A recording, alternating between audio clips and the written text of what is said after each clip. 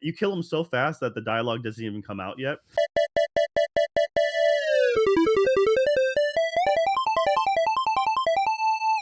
Hello and welcome to another Dead Pixel. We're a podcast about anime, video games, entertainment, life, a little bit of everything in between. I'm your host, as always, Joe. And with me, the man who's always smuggling all the Easter candy from his coworkers. Nick, how you doing, Nick? Doing good.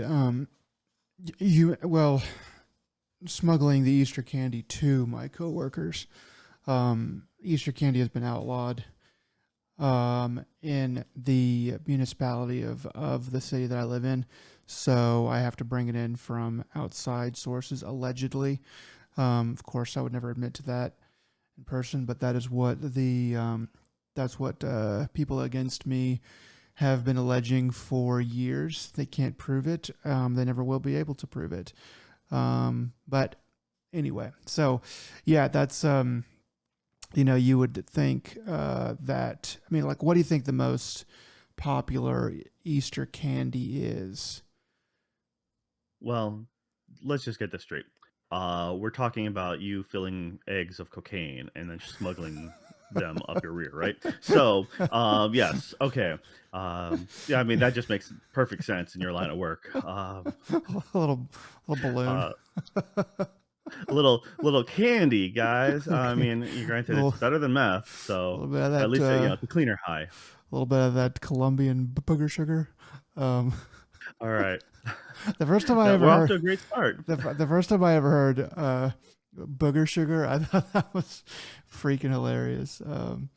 Anyway, yeah, yeah, that is definitely the most popular kind of Easter candy, Joe. Good job, allegedly. Anyway, how are you doing? Doing all right. Yeah.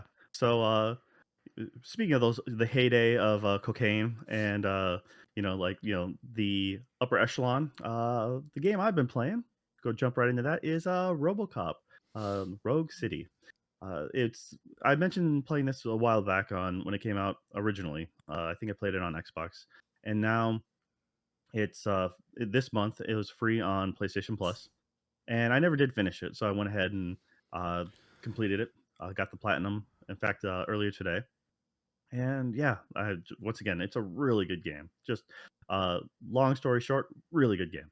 It hits all the right hallmarks. If you're a fan of RoboCop, it has all the right sound effects, does the lines, makes fun of the lines in certain ways.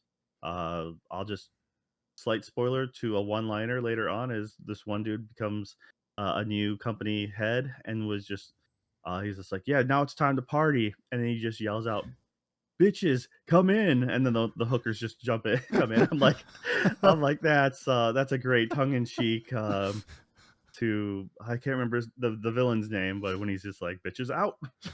So yeah, it's they do a lot of like nods to the original, and they end up like you see tagged on the walls in the slums area, like uh like, do you think you can fly, Bobby? Because that's one of the scenes where like he throws a dude off of Oh, top, and yeah. it's like you just see that spray painted around town. See that you can Uh, fly.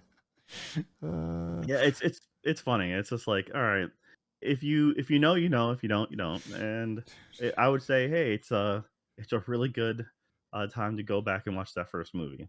It's never a bad time, it's never a unless bad you're time. in front of I just, family, I guess, that young man, children. yeah, I just always I randomly think of when the vice president gets fired um, in that movie because it's just such a funny, perfect sequence of events that happen. Okay, I'm glad that you enjoyed that again. I guess the gameplay and stuff is good, like the shooting and you know Yeah. all So the for those running who don't around. know, it's all first person. It's a first person shooter. Uh, you end up having, you have your Auto 9, his signature firearm, but then you can pick up a number of weapons around town. And for a little bit in the beginning, it's kind of worth it, but then later on, you can upgrade not only yourself. There is a little bit of RPG elements where as you go through the levels, you find you have like sub objectives you can do. You can do side missions, and depending on how well you do, you get evaluated at the end of each mission. And for example, the first mission you're in a uh, TV station, and then you can do if you rescue all the hostages, you get bonus points for rescuing them. You don't have to; it just means you get evaluated a little differently at the end. And you can also find just evidence and things scattered about. And if you collect enough of them, you then hit the threshold to get extra bonus XP and such. There's plenty of evidence to be found. It's just like literally stolen wallets, criminating files, like a stolen purse or something. Um, which is kind of funny because you'll find them everywhere, even when it's like it doesn't make sense for them to be somewhere. But they're like, yeah, I just stole it. Like, here's fake IDs, like at someone's house that probably shouldn't have a fake ID. It doesn't make sense to have it there, but I'm like, all right, whatever. Uh, I don't know if I'm assuming that's all pretty static, like not randomly generated. Does But it? anyways, by doing that, like if you get a ranking, you get like 3 or 4 uh perk points, like skill points at the end of the level, and you have a lot of skill, lot on the skill tree, which is kind of impressive. You can do stuff like combat, um, scanning, armor, vitality, and some of it's self-explanatory, but you get some neat perks along the way. So vitality, if you put 2 points in, each skill tree has like three overall like main new benefits other than just giving your baseline of whatever. Like vitality will give you of course more health overall, but the first major thing, which is 2 points in, lets you go up to power boxes and essentially jack into the power box and get a little bit of health from it. And then I forget what the second bonus is. I think it's more health from the power boxes, Mm-hmm. and the third does something else, which I didn't actually max that one out. But then you get psychology. The first bonus to that is you gain more public trust. So they do have a semi morality system in this game where, depending on who you're busting, you can do stop people for petty crimes, drinking in public, or tagging a building, and you can then either give them a ticket or you can go ahead and like let them go, and then he'll have some sort of kind of funny little quip dialogue about setting their life straight, or like it's very, I feel that it suits the character and it suits the world, despite it kind of also being very weird. Mm-hmm. But yeah, he'll just he'll tell them to tell like trust is easy, like trust is difficult to earn but easy to gain, or vice versa. Like he'll say something piffy like that, and some of the people will react like, "Stop preaching to me. Okay, I'll just do what you say. Just stop it." Like Okay. They're just like, shut uh, up. kind of, yeah. It's Okay. it's kind of like that, I have a and question about the yeah. gameplay. So, like, there's a meme I saw a long time ago where it was like Dark Souls, you're stuck in a room with demons. Doom, demons are stuck in a room with you. On that scale, like, which one is this game more like? Oh, they're stuck with you, Okay. for sure. So as you get like, especially as you increase your stats. Um, so for one of 'em, like one of the first things I did is like deduction. You increase that because it'll increase your overall XP gains. So I manually, like, I just sunk everything in there right away, so I got more skill points and XP throughout the game. But later on, when you increase armor, you'll end up getting more. Some of the benefits is like you get an actual you like a quick little recharge skill. So you press circle, and it'll give you a quick boon of extra defense, like minus 80 to incoming damage. Mm. And like as it increases, you're like bullets ricochet off of you and injure like weaker nearby enemies. uh Later on, you get like a different one of your other perks lets you ricochet bullets, so that they'll highlight panels behind, so people are taking cover, and you'll just see like a square highlighted, and it might be a wall or a stone wall or something like that, and you just shoot at it and you can see the bullets just bouncing off and hitting them. And then as your auto 9, you get different chip modules for that, and you can spec that out in different ways. It's kind of like a weird mini game, where if you have the right components, you can make it really nice, but at the same time, You have to be careful because there's negative benefits, like stats that you can add to it. So if you do it right, you can really equip a decent loadout. And then towards the end of the game, I had auto fire, and I had a clip feeder. So I can just hold down the trigger button, and I was just firing bullets forever. That was it. The auto feeder just gives you never have to reload. Auto fire, instead of doing a 3 round burst, just lets you do a stream of bullets. Some of the other effects give you like extra gore, which Mm. was perfect because I just unlocked that, and my son comes down to watch on the screen. I'm like, you know what? Whatever. He's just going to see these people explode into red mist. So long as I'm not staring over them or something. Yeah, it's Mm. you kill them so fast that the dialogue doesn't even come out yet. So by the time they're already laying on the ground, they're like, "Oh, you got my hand!" It's just like it's just super weird. It's just like it's pretty funny that way. But yes, the game I became very overpowered by the end of the game. I mean, the way I spec the first spoiler, I guess, Ed 209 fight. It's a RoboCop thing. Of course, you're gonna fight an Ed 209. Mm. And that one was a little rough. Uh, I happened to unlock I think it was under engineering. You unlock a dash feature, and just a little quick dash, which then you can either plow into enemies or escape. So what I was doing is I was literally just skirting left and right, essentially strafing this Ed 209 and then shooting it from the side. The moment it would turn to me, it would start to try to fire at me again. Then I would just dash forward, do a 180, and I just kind of had to play cheap like that. But that was like the easiest way to do it. Apparently, other people found a way to try to use a vehicle for cover to block its fire, and then just shoot the upper dome, and then just like cheese it that way. So Mm. everyone seems to cheese that first fight in one form or another. Uh, but yeah, it's the game most definitely feels like you're playing RoboCop. It has all the right hallmarks, the sound effects. When you walk around, you hear the right stomping noise. Um, it's like, and the targeting. I mean, it's the visuals are just that you have night vision if you want it. As you're scanning, you pull down. You can either hip fire or essentially, or if you use left trigger to aim, you can then scan targets, and it does the whole crosshairs green box around the enemy. You get a trophy for shooting someone in the groin. You just like the movie, and so when you do headshots or if you shoot them in the hand, like limbs pop off or heads pop off.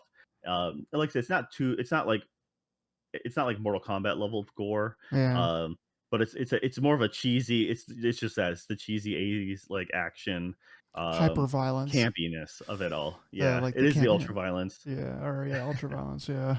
Yeah. Yeah. Some of those movies and stuff. It is kind of crazy how like scary everything was for that, and now it just looks so silly. It's like you can make it so violent that it's just sort of funny. Um, but it's Yeah.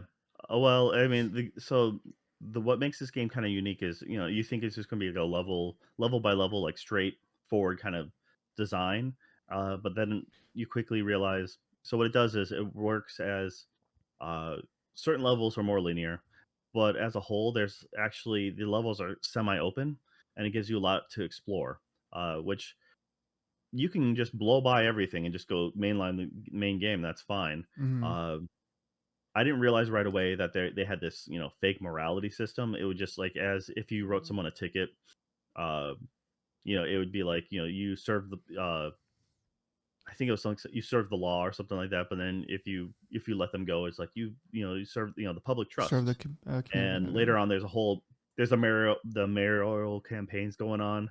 So you have a OCP representative trying to run for mayor, and it's their whole thing is, of course, it's OCP, so everyone's like, you can't trust them, they're bad. But then the mayor himself seems like kind of a dirtbag. So you're like, I don't really like, he literally calls you Frankenstein at one point, and she's like, I don't like you. Uh, but Mm, then yeah, and then the OCP representative, he's just like, yeah, I'm gonna try to make RoboCop a actual have human rights. And so that's his like one of his slogans. He's like, voting for me is voting for RoboCop. And you can like choose sides if you want to, or you can abstain. and the thing, depending on how you react, like it'll end up having kind of an effect on the media, or you have a reporter, a run in with a reporter, so you can treat her nice or not, and depending on how things go, they might color your image. So, So and it's a little then bit of like at the, a little bit of a paragon renegade system of morality. yeah, Okay. I mean it's nothing really too difficult, and it's just like if you choose to be a company man, you can be a company man. If you choose to be, quote unquote, a man of the people or whatever. But Mm, uh like the main one of the main open hubs is like the old, like an old Detroit neighborhood. And as you just explore there, you find little side missions to do, or you'll just find random side events. And it's like every time you come back to these areas for other things, there'd be more and more to do, mm, which really pads out the game, but it makes it, I found it to be more enjoyable than, the only problem is there's like no fast travel. So you can only really kind of jaunt, kind of do a slow, like a little jog, which, mm. after a while you're used to hearing his footsteps, that robotic, junk, junk, junk. You're like, all right, yep, yep. So You whenever you really do have combat, yeah, you really got to it's have a like fast your travel dash is system. nice. I mean, you've Yeah, yeah. really got to have a fast travel system. I mean, pretty much even if you have to earn it, I mean, really, I guess all fast travel systems are kind of earned, just about. I mean, I'm sure there's games where they don't do that, but most of the time it's like you have to get there and then you can fast travel there or whatever. Even if you have to earn it, though, like where you can't until you beat a certain point in the game or something, there's got to be an in game, like that. Yeah, there's just got to be an in game way to make everything quicker. And I think that should go with for everything. For like, okay, once you've completed the main story and you're trying to clean up for trophies and stuff, after that it's like all bets are off. It should just be like, okay, you've completed the main story. These are the story bits. We're gonna try to hide those behind stuff, but everything else you're just gonna be able to zip right to what you need to do. To get the trophy. Um, yeah, that's. But like, I mean, I guess it doesn't feel too bad to not have a fast travel system. Yeah, for me, I was enjoying exploring and collecting a bunch of stuff. And, like I said, even when you're revisiting certain areas, I've revisited certain haunts or certain locations in the map. And some, not all the time, but sometimes it'd be rewarding. And I'm like, okay, great. Like there was, here's something for my effort. Mm, So, I mean, that was kind of neat.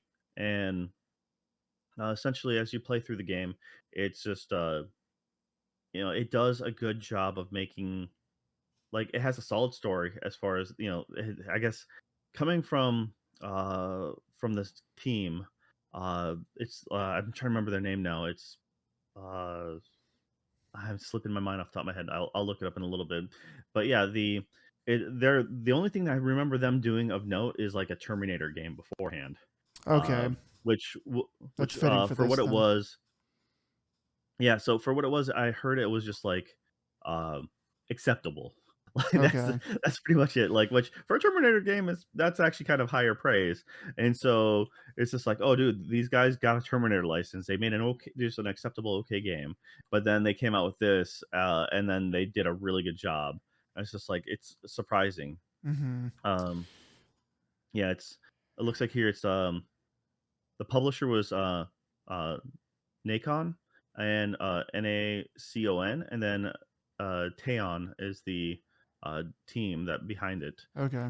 These guys, I thought they were doing something else soon, and like I remember there was a report saying the new team is developing something, but I Mm. actually, I'm not really sure what they're doing. It was Terminator Resistance was what they did a few years, back in 2019, and that was like kind of the big. They're on the other big thing they did. So, anyways, uh, yeah, I mean this game gets all the action right, gets all the vibes and feels. You end up going back to the old haunts from the original movie. You go to the steel mill. You actually see the chalk outline for where Murphy originally ate it. Um, and as you're going through, like I said, you get these little fun little side stories or little, and just you do them anyways because it gives you just easy XP, right? Um, but it flushes out the characters, and it's in the end. I really enjoyed my time with it. If you have PlayStation Plus, totally play it. It's, I mean, you know right away if it's your cup of tea. And by the time I was done with the game, I was super overpowered. You Mm, have you can get unlock a slow motion effect, and between slow motion effect, auto fire, infinite reload, like you kind of feel like and you have a shield on you and you have a bunch of health. So they do health packs in this game instead of like shield regen kind of thing. okay. Uh, but it was just kind of funny because the final boss battle goes on, and I handled each segment pretty well. But every time they cutscene, like Murphy's, it was like RoboCop, he's all damaged up, and I'm like, he barely touched me, man. I don't know how I got that damage. Yeah, it's just uh, superficial for the camera rather than what you would actually representing how low you are in health. yeah, it was kind of funny. The other thing is the actual story is intriguing, uh, but the villain does do some stuff that just ridiculously dumb, like just didn't make any sense story wise. And then I was thinking about like, you know what? If this was a movie, they would do something that dumb. Like Mm, that's just how it was. Like, um, divulge all your information for no apparent reason, and like okay. and then later on when things go wrong, you're like, well, he told me everything I needed to know, now I can fix the problem. And then when he thinks he has the upper hand, he's just like, oh, I guess you fixed that problem, we got to handle this differently. I'm like, no joke, you just literally told me all your, like, it was super dumb. And I was like, or all right, I'm gonna do this slight spoiler here too. We're in a construction site. Bad guy is missing a hand at this point, just bleeding out, trying to hide from RoboCop as you're like kind of, and he's just like he's doing the whole bad guy monologue while ducking behind cover, like we could have worked together, blah blah blah. I was here working for you. I was trying to make things better, and then in the foreground of the shot, like kind of blurred with the like the bokeh depth of field, has uh a machine with a robot with a gun, like an Uzi. And I'm like, oh, okay, so obviously he's going to make his way forward. It's a construction site to where this gun is. It's also right next to a ledge, so he's just going to go for the gun. He's going to eat it, and fall off the ledge. Okay, that you can see this coming a mile away. I'm like, all right, that makes sense. It's dumb, but it makes sense. And then while he's doing that, you see RoboCop come in the background. I'm like, okay, here he comes. He's going to make a break for it, right? Nope. RoboCop turns, walks out of the screen, just walks off. The guy from his cover, instead of running straight to get the gun, he goes across the gap to this other cover on the other side here. And then as he's still talking, you realize the camera pans. There is another robot right next to him with a gun right next to him. And then what he does is he grabs a can, throws the can between the gap of the two pieces of like a cover he was using. He throws the can behind, like RoboCop was already that way. There's no reason to come back, but he summons RoboCop back. I'm like, I guess he has to be in line of sight so he can shoot him for the end. And then instead of grabbing the gun that's right next to him, he then runs to the foreground and then goes for that gun, turns around. I'm like, that was so dumb. That was so dumb. But he does get the cool, I get shot a bunch and I fall to my death. And I'm like, okay, but so it just made no sense why you do it that way. I'm like, but at the same time, if this was a Hollywood movie, it would totally happen that way, especially back then. I'm Yeah. like, there's no other way to say it. Is that's the way it would have happened in the movie, and that's the only reason why like I can justify it. But if I watched a movie now that did that, I would be irate. I would just be like, this is unacceptable. This is complete BS, and I would have been like, but being a being like a campy, stupid game in like in the sense and make and I also love RoboCop, but it's flawed in a lot of ways. Mm, I'm like, okay, um, and as far as the story line goes, it's like it's between RoboCop 2 and 3. So in okay. that scale, but it's like an alternate timeline because um They have for. Lewis, your partner Mm, in RoboCop 2, which no one remembers because no one really watched it. Um, Lewis dies in that movie, but she's here in this movie or in this game. She's even here. though this So is I'm after like, that. Okay, so yeah, yeah. well, yeah, because but like they say they say it's been around a couple how many years or whatever. Like he's been on the force, and I'm like, that seems too long to be after the second one.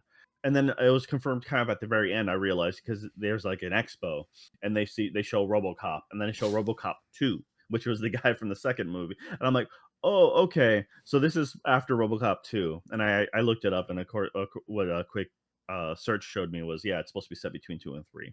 So, yeah, there's that. I mean, uh fake alternate timeline between 2 and 3. Just pretend 3 never happened and you'll be good. I mean, it's a licensed 3 will game. It's like, well, we got to fit into the canon the best way that we can, and we really probably aren't going to be canonized as it is. So we have to write a good story, and people figure out that it's kind of malarkey as far as the timeline goes. Well, they already bought it, so um, Yeah, but they did get Peter Weller to reprise his role, oh, nice. so that was awesome. I mean, I believe they actually got a few people to do the same voices, or at least they got maybe the original, like, sound bites too, but Okay. it's at least, like I said, Peter Weller, he got to play RoboCop again. He did a good job. Uh, and if you're a fan of the original, this is a great way. And now my son is obsessed with RoboCop only from this game, and very little limited exposure because I didn't like let him really see many cutscenes. He Yeah. just saw a few handful of scenes, and then he just saw me turn people into red mist from a distance.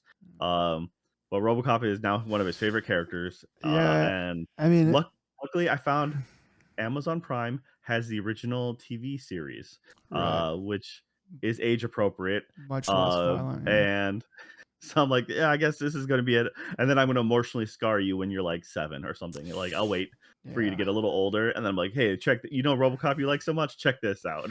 I mean, I like it. Yeah, that he's probably gonna want to see it before he's really um, even if he's like ready and has seen stuff that's as violent or whatever.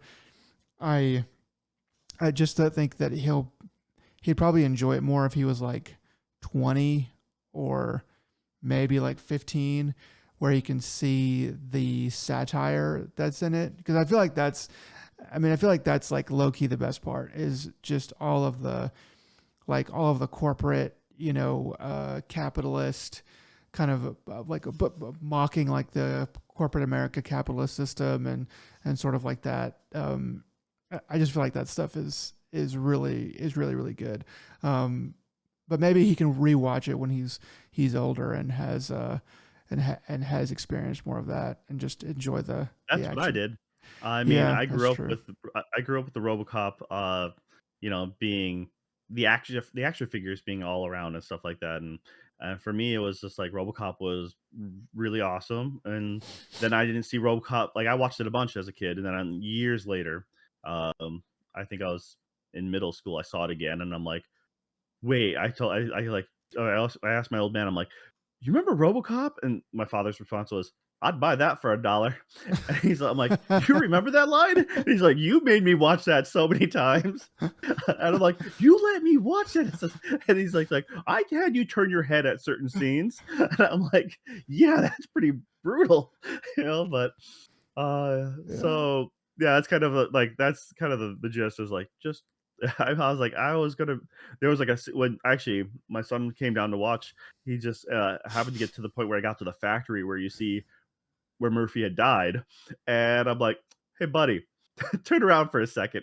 I'm not sure." Like I was figuring there might be a cutscene. I'm like, "I'm not sure what's going to happen, so just face that way for a little bit, you know." Yeah. And then like there was audio cues, but no actual like cutscene. I'm like, "Okay, cool. You can turn back around." Okay. I mean, I'm sure Yeah, it's rated M, right? So, yeah. it's yeah. Most definitely. But once again, they could have amped it up in a lot of ways, but I think they kept it in a fun, more or less campy, like kind of semi cheesy kind of way. Which, hey, that's great. They do a really good job of also scatter throughout the levels, which is one of the reasons why I kept on searching every nook and cranny of these little open areas. It might have been too much for most people, but I was just seeing if I could find new paperwork or new things here and there. And uh, there's stereos, little boom boxes lying around, and you can click the stereos to hear commercials and ads and stuff like that. And it's like it feels very appropriate for RoboCop. Mm-hmm. Just some of these stupid commercials that they were rolling, and I'm like, that's fine. So like the people who made the game, they knew RoboCop, they knew what they were doing, and it feels you can kind of feel it through their work. So I've been gushing about this for a while, and like I said, it's not like it's a perfect game, but it's a fun game, and that's all you need from it. Yeah. It's not incredibly difficult. You can make it more difficult if you want. But there's also a new game plus mode, Mm. which is kind of a neat thing. So you don't actually have to, if you wanted to, do that, there's that option as well. All right. Um, Relatively easy platinum as well, so that's another thing. I Okay. think at one trophy I kind of missed. I thought I searched everywhere in this one spot for a random trophy, and then I had moved on. So this game works on autosaves, which kind of stinks if you kind of screw up a little bit because you might have to backtrack a little farther if you screwed something up or if you didn't like the outcome of something. Mm-hmm. And But when you go to load game, you can then see they have like I don't know how I didn't actually go all the way to the bottom, but they have a lot of your autosaves checked in. And so I was able to go back like a level, like a stage and a half, and I replayed that one bit, did my thing, got the trophy for it, and then just went back to the the most high recent autosave, and then I just loaded back to where I was playing the game again. Mm. So they kind of made it nice that way. It's kind of like a level select in that sense. But once again, I don't know if they have that through all the beginning, but they do have at least like a dozen or at least half dozen to almost a dozen autosaves stacked. Yeah. So it makes it easy that way. Good. Good All right. deal. Yeah. Once again, it's nice to have just like this is like the most quintessential like great B tier game. Mm. Like you feel like a lot of people are like the B tier game doesn't exist anymore. This proves that that's not true. B tier games are here, especially with the pricing of games and possible future. B tier might be more important than ever. You don't need something that's you know Yeah. groundbreaking It's. all the time. I mean, it's kind of like, well, was there ever really a B tier, or was it just our perception of it growing up in the '90s and 2000s, where There was a B tier. yeah, well, it's like back then there was like you and your friends, but like now there's just like the internet, so things tend to be polarized. It's either the game of the year or the worst game of the year, either the best game of the year or the worst game of the year.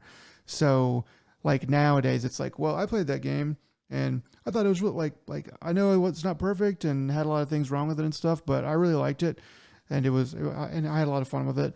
And but like the consensus on the internet might be that game is utter dog shit. It's horrible. Blah blah blah. And there's like a list of things a mile long that are like objectively wrong with it or whatever. I don't know. I'm just kind of like there's just a lot of games that I think we look at through rose-colored glasses because people have kind of championed them over the years.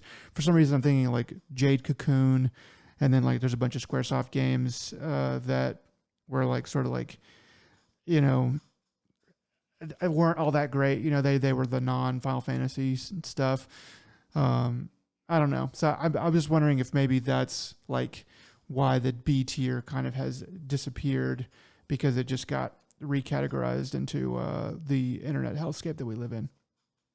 Well, the it kind of all right. So what I think to answer what you just mentioned, the B tier, in my opinion, died in a lot of ways for a while or disappeared because uh, the developers, major companies started buying up the middlemen. Anyone who showed a modicum of talent then Mm. were quickly acquired into the larger company, and then also a lot of those people couldn't necessarily. The market shifted with pricing, and so then people ended up going more indie, right? So that's where the kickstarts and early access games came in. So you had so you had more indie development happening, which were smaller scale, not as grand as like not as ambitious. But then you had because of the AAA companies, Microsoft, Ubisoft, and all them stuff buying out the anyone with a remote thing of talent. Now, if you look at the 360 era, the 360, PS3, that was like the best example of B tier stuff. Mm, You'd have, and I mean, it was a little more difficult. It's a little different from back when the early PlayStation, 1 days and stuff. When you're talking about like Jade Cocoon or early Square, but when it came to the 360 era, for sure, B tier was most definitely a thing. You had games that came out that were not indie, but they were also really silly, just quirky games that you're like, yeah, this is going to be in a Walmart bargain bin pretty quick, yeah, but this most definitely the idea of an it's indie game just it wasn't it's there, it it's didn't exist back then. gonna go from $60 to $30 or $20 pretty quick, but not $5. So it's not like utterly dog trash. Yeah, yeah. I kind of, it's like they like the talent. Like a lot of people just wanted to get paid, you know. So you're saying like the talent got bought up, and then that just polarized everything to where you had all the talent sitting in the major companies for a while the people that were not talented were all together making just crap games, you know, for like Yeah, with no money. it's like you had they there wasn't the landscape wasn't as user friendly as well. I mean, Mm, with now the development of things like Unity or Unreal, just assets being more freely available to everybody and everyone seeming to be better trained on them, mm-hmm, uh, because you had to be like an established company back then, and the idea of making a one man passion project just wasn't a thing really back in the early 2000s, so now it's more not realistic, but it is more viable in a lot of ways, and our perception, our mental scape has changed. So that's why coming back with there are a handful of games that fit the B tier criteria nowadays. mm, You're not looking at like indie darlings, but you're at the same time they most definitely they have a little bit more polish or a little bit more, like being able to pull a license, right? There's no way an indie group person is going to be pulling a license like this because that costs too much. So you kind of need a big enough team. But then when it comes to a major company, look at all the people who fumble Star Wars, right? A lot mm. of Star Wars games are underway, partially made, canceled, or they do come out and they're not really up to snuff. So very Yeah. few Star Wars games come out being like, wow, that actually hit it out of the park. You You know, know? it would be great for there to be a, Shadows of the Empire level of Star Wars again, but like in games, because that was really big for books, and there's a lot of those books that were just terrible, but there's a lot of those books that end up being, pretty good. It would have been cool if we had more games, or if that era was kind of going on now and we had a little bit looser reins on the Star Wars licensing and stuff. Um, Maybe not quite so loose, but maybe more along the lines of the Warhammer 40K type thing, where you do have some. Just the most loose, like where Well, anyone under the sun can make a Warhammer game. the newer Warhammer ideology is kind of what I'm talking about. Yeah, like in the old days, there was too many terrible Warhammer games. But like where it is now, I I don't really keep track of all the terrible Warhammer games that come out. But my feeling is that they're a lot tighter with it, but not like Star Wars tight, where it's like only EA can make these games, and they're never going to make any of them because they're never going to live up to snuff. It's like we need, that's a big universe. You need to let some of that stuff, you need to let that some of that stuff go out to die, um, if it's bad. But like some of the baby turtles are going to make it to the water, and they're going to grow up to be big, strong, awesome turtles, doing a lot of work for like a little bit of money, and it's going to grow the IP. which I don't know. I guess Star Wars doesn't need to grow anymore, but it's one of those things where I was like, yeah, I feel like there's a little bit happier medium. So a license like RoboCop that's not massively sought out by the huge companies is a good way for smaller video game developers that are not indie but just smaller to get their feet wet and grow and make something good. It'd be nice to have more in the middle there. Yeah. Yeah, I mean, it's once again, these guys. I knew that their Terminator game was looked at as being okay, and after playing this, like I know that this is more polished, or this is a better game than that Terminator game, but it does have me interested in maybe picking it up from the library and giving it a shot, Yeah. because it's If once nothing again, else, to play Terminator is like another thing 5 hours that doesn't of have a it. really good license. Yeah, Yeah. so. All right. Well, that's enough about that. I mean, unfortunately, that's pretty much the main thing I spent my time with this last week. I recommend most people, like I said, anyone with a PlayStation Plus account that likes first person or has a fondness of RoboCop, give this a shot. This is most definitely a entertaining little bit, and if worst case, even if you drop off of it, I think you'll at least enjoy the first handful of couple hours into it. And but yeah, and then I know you've been in the, a little bit busy with your hands full of a couple different things, but nothing you really wanted to talk about, correct? Yeah, I've been playing some games. I've been still playing some games. Just not seriously to like get through to be able to talk about on the cast. But that will change soon. There will be a flood that will occur at some point. Because there's quite a few different little Okay. things in the works.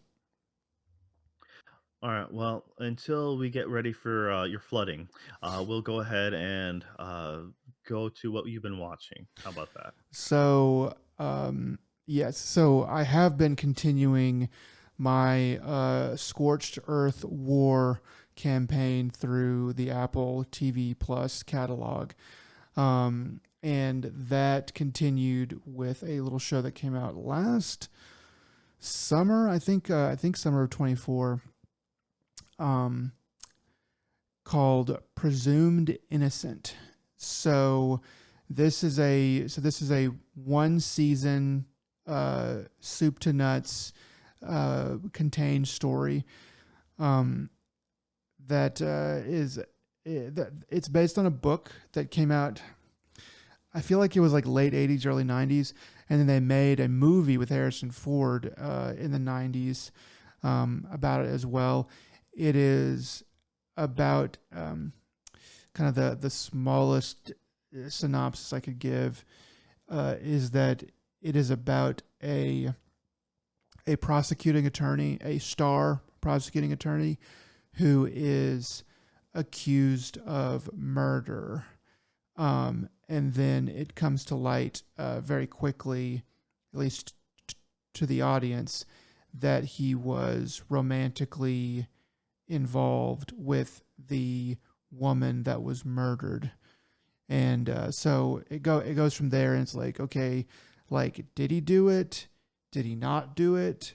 And it sort of just it's a good mystery that goes back and forth, and stuff like that. So this TV show has a lot of pretty good actors in it.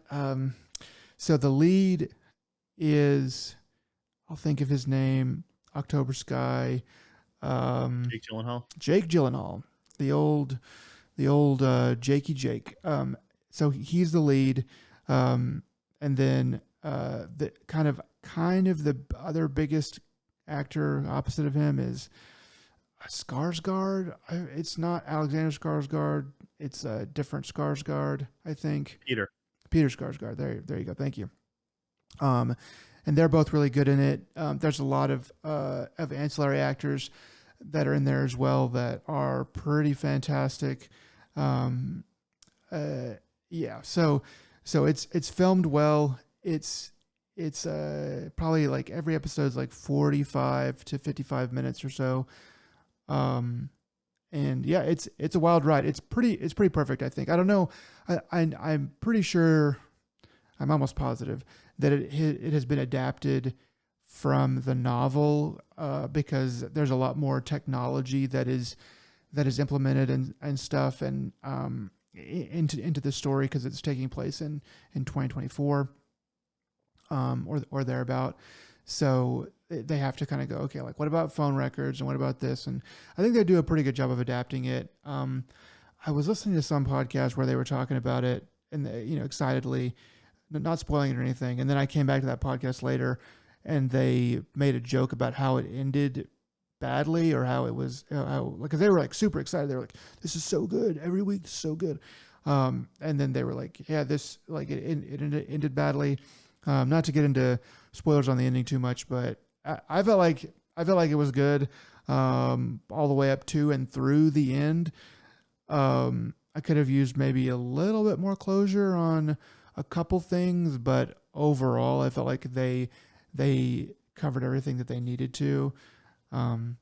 Yeah, it's if you're into like legal capers or like a legal mystery, John Gresham-y, probably more action, I would say, than a typical John Gresham book.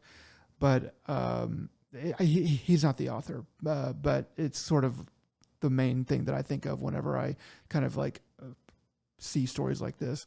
But if you're into that, you could definitely do worse. It's filmed well. It's very good. I enjoyed it a lot. Okay, that's cool. Yeah, I'm never gonna watch it.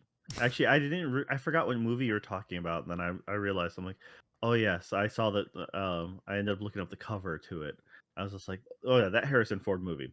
I always never knew what to think of it because it had him looking like just kind of aloof, and I'm like, but it almost looked like a screenshot from Blade Runner, and I'm like, but then it also had the giant white on the tops and bottoms, so I'm like, it Yeah. reminded me of, I think that there's like a horror movie that like not White Noise, maybe White Noise or something like that, that has a similar cover. So Oh, I was just like, I could never I could never figure out where this belonged.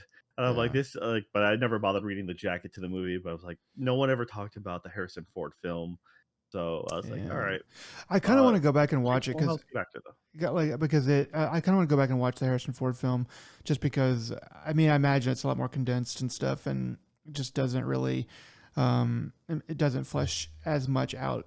I imagine, but I remember hearing from the adults in my life that was pretty good. I will say that for this new series, Jake Gyllenhaal is really good at looking like somebody that is he both looks like he's guilty and he looks like he is confidently trying to show you that he's not guilty.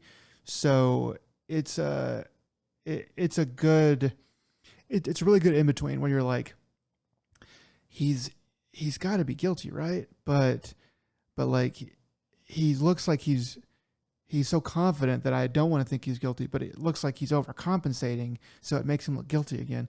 It's good. It's good for stuff like that. All right, well, that's cool. And what else you been watching then? So I did finally get a chance to finish up Solo Leveling Season 2.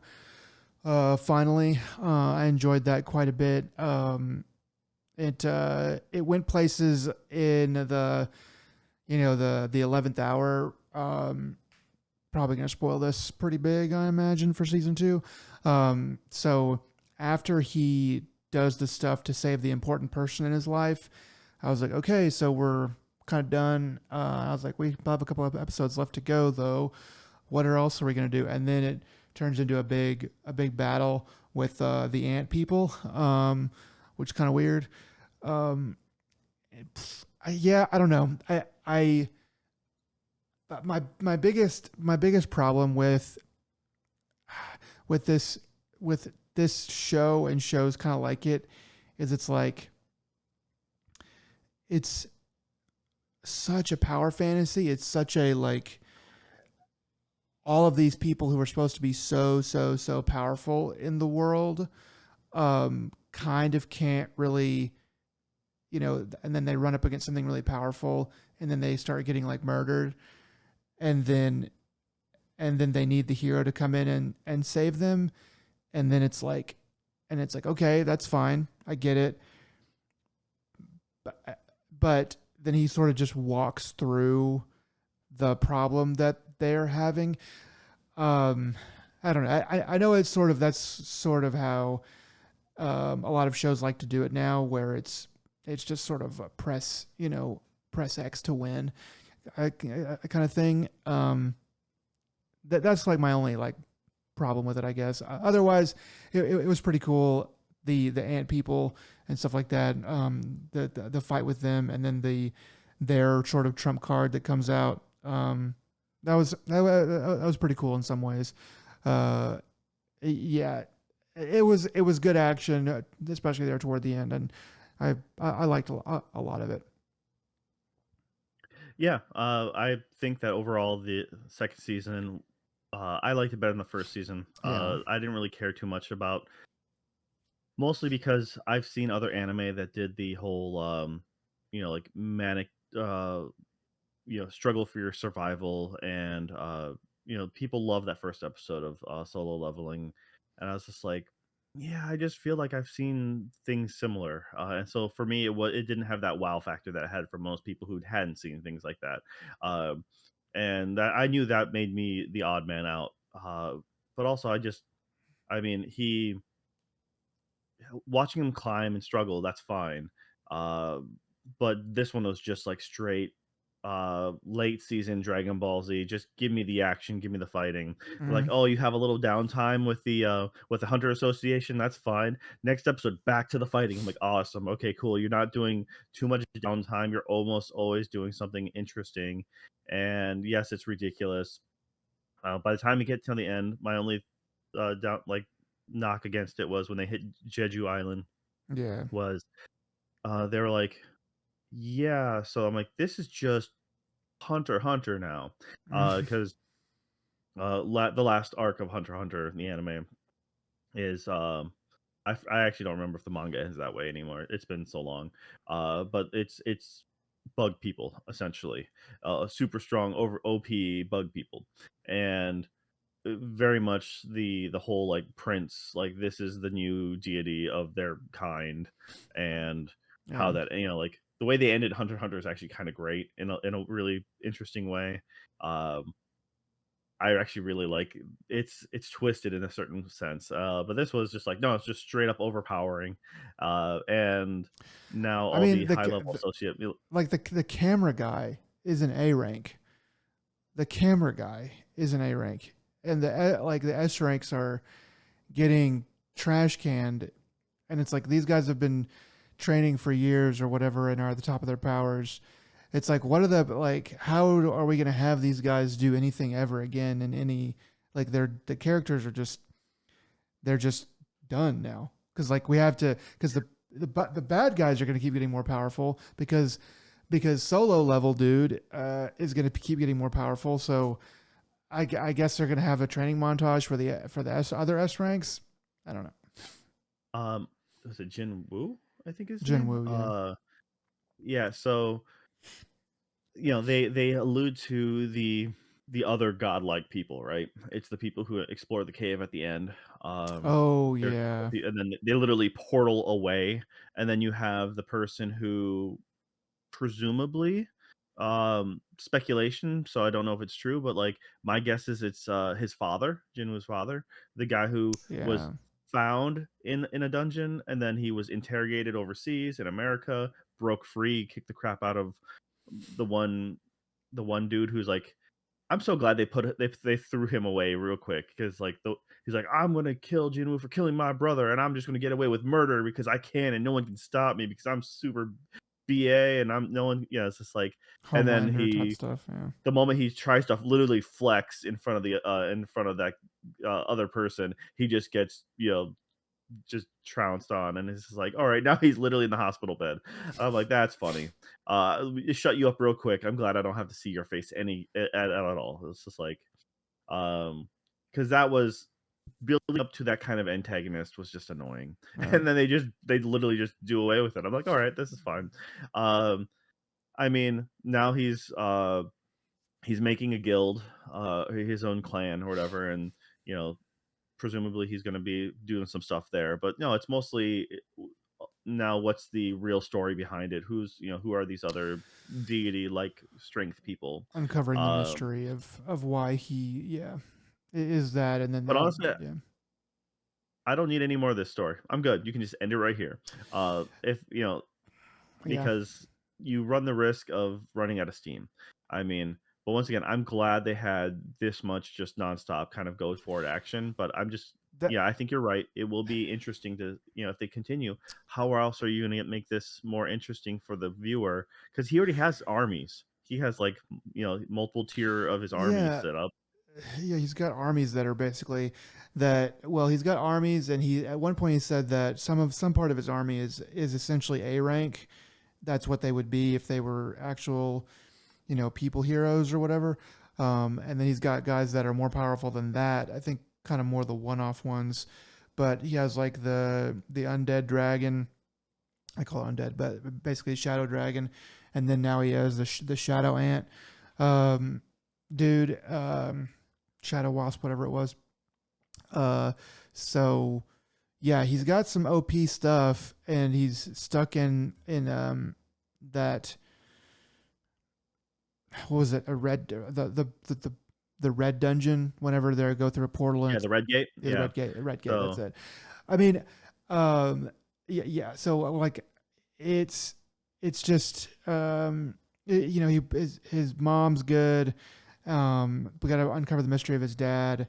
There's, I mean, what is there, like 300 chapters or something of the manhwa, um or it's pretty long, so I imagine they probably have some work. Oh yeah, I mean, the best thing I can say about the show in season 2 is that it is very well paced. It's like we have the characters set up, we have what they're trying to do, so we don't have to like explain a bunch of different, like, okay, now I'm trying to do this, now I'm trying to do that.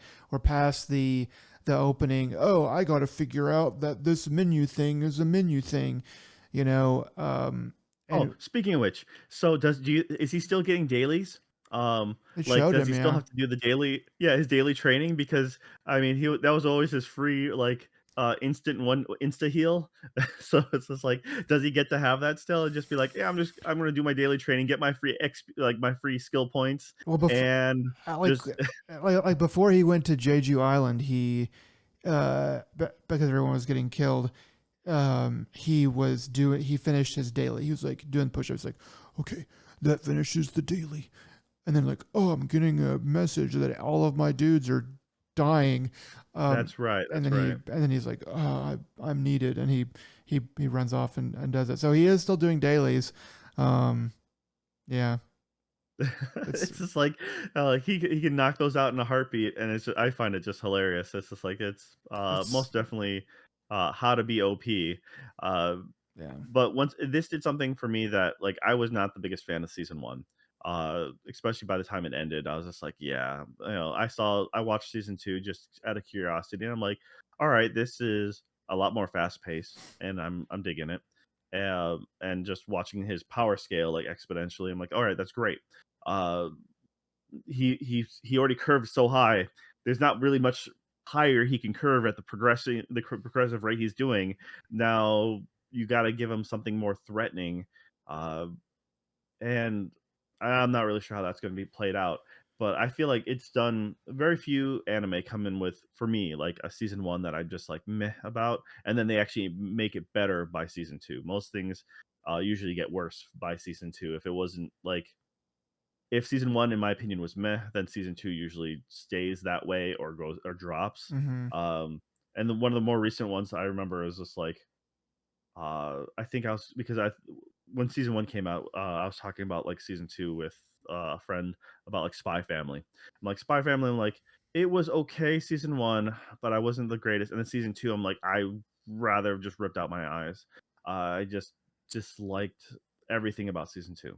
Um, it was just a waste of time, and everything that could have been is like, oh no, you're nothing like you pretended to be in the beginning. I I, Like I just you gave potential, and you just literally stomped on it. I could just never figure out what the hell they were trying to do in Spy Family, other than be a cute meme show and sell figures and posters and stuff. Like, it's like, what are you trying to do? Like, what is the mystery? It was just, oh, we're in a funny, weird situation. Uh, yeah, it's that So show is way I'm not overrated. sure how true it is, but my buddy told me that the mangaka actually doesn't like their own series, but they're making it because they know how to make like it makes them money kind of deal. And Oh, you know what? That makes perfect sense. That makes like what the audience kind of wants or what the mainstream appeal is. I mean, And if you're just gonna make that for like the Coca-Cola sake of it all, I'm like, well, then good for that like you. that's what the guy from Hootie and the Blowfish said about Hootie and the Blowfish. I forget that guy's name. He's a country singer now. Darius Rucker, I think. But I know he's been quoted as saying like, we were writing songs and everything was a hit, and we were out of ideas, but we were just like, I wonder if like what is the stupidest thing that we could write and see if it would actually work as a hit.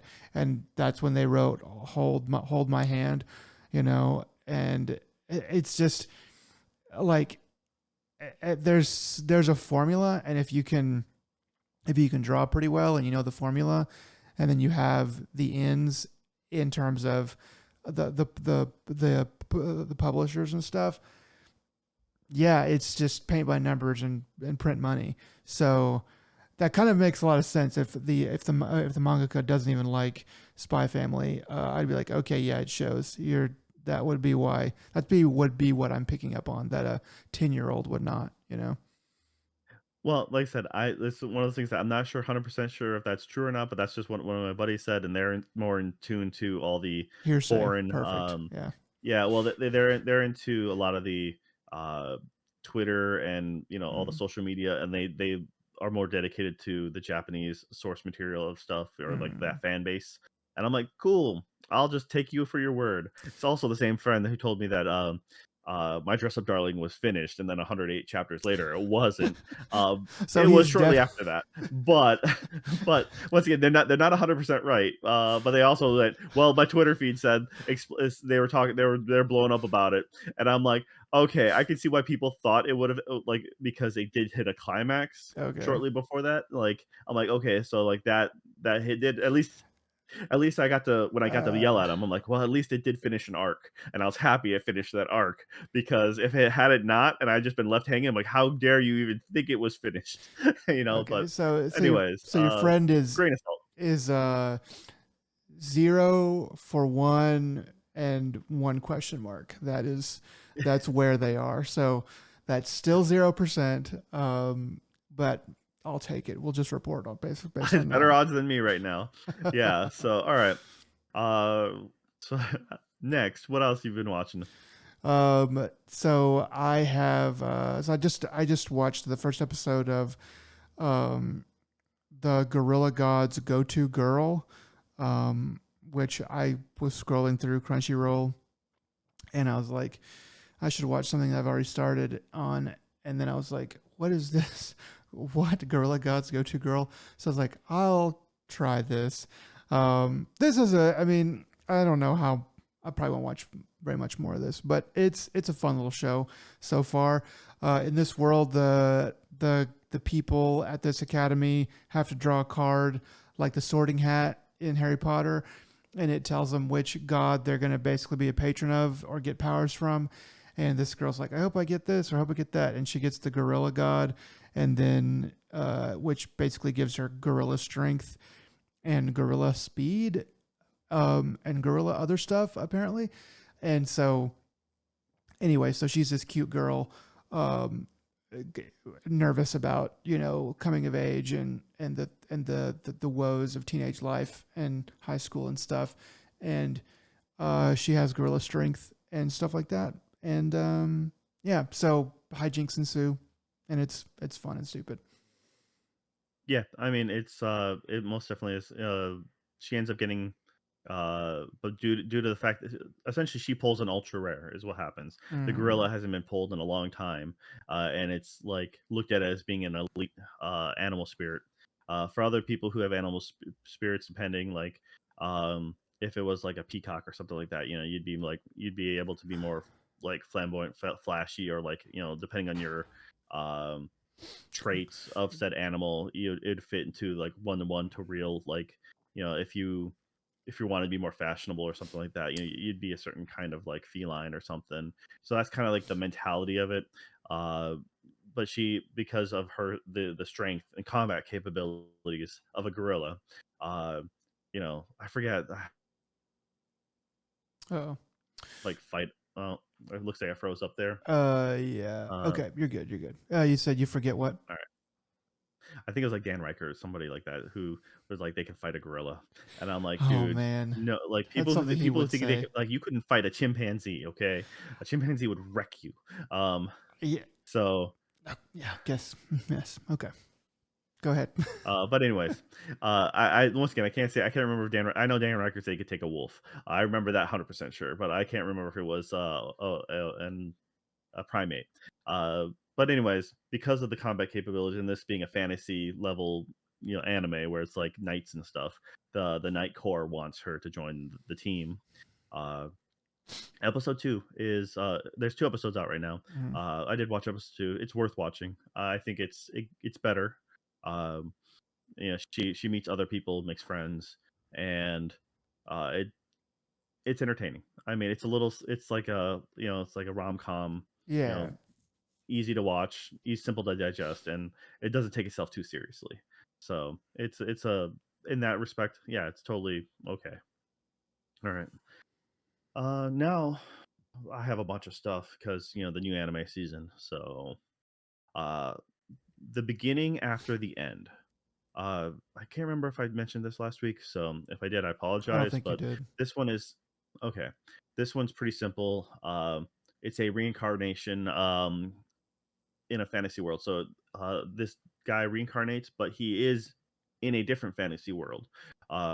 When he's the strongest swordsman, he becomes the king. He rules by combat prowess. But he's in a his kingdom is that of swords and technology, which kind of don't mix. Like he has flying ships and like sprawling cities, but yet he's slaying fools with his sword, and there doesn't seem to be magic. Uh, but he lives at the top, unified the lands or whatever, and then he dies, reincarnates as a baby in a time frame or a place where uh, it's very low key in civilization, but they have magic. And so that's why he figures they're not as technologically evolved because they have magic to rely on. So they don't need to like develop the sciences and stuff. Um, and uh, there's three episodes out right now. It's it's okay.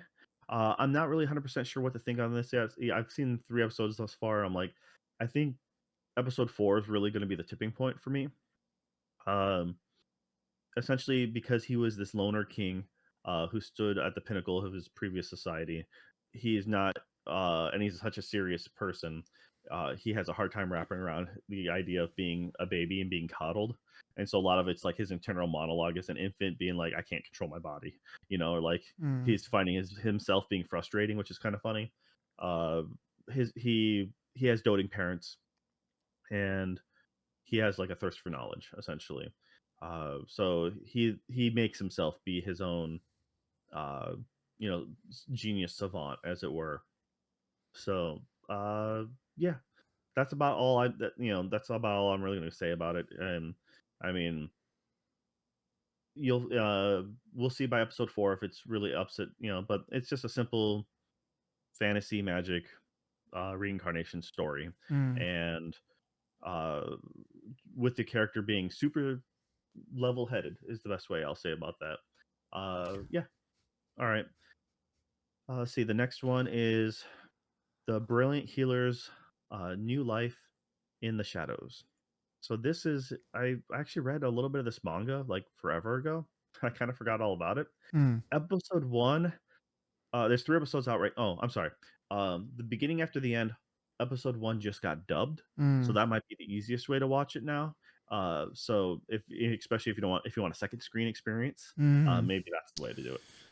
I mean, a first episode was is interesting, so give it a shot. But if you kind of are on the fence about it, you can as the English comes out, you can maybe just watch that for now. But anyways, I'm sorry. So the Brilliant Healers, A New Life in the Shadows, 3 episodes out. Episode 1 does the bold thing of, yeah, we're going to like make you feel like you skipped the first handful of chapters and just throw you into the mix of it. Because I didn't even realize that I had read this because it does not start off at all the same way. They're like, all right, so his faux harem is already there, and it's just like he's just a doctor, I guess, and it just doesn't explain jack all. It's a terrible first episode.